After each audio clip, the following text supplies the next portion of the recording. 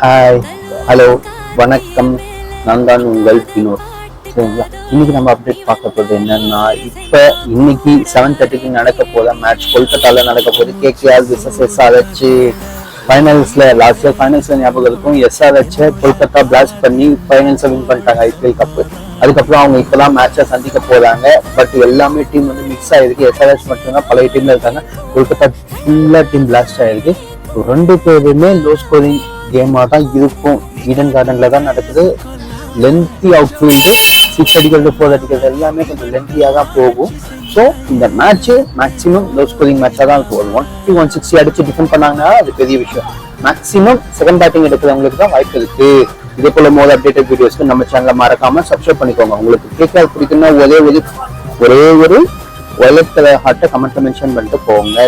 இல்ல எஸ்ஆர்ஹெச் தானே ஒரே தம்ஸ் அப் பண்ணிட்டு போங்க. Bye bye.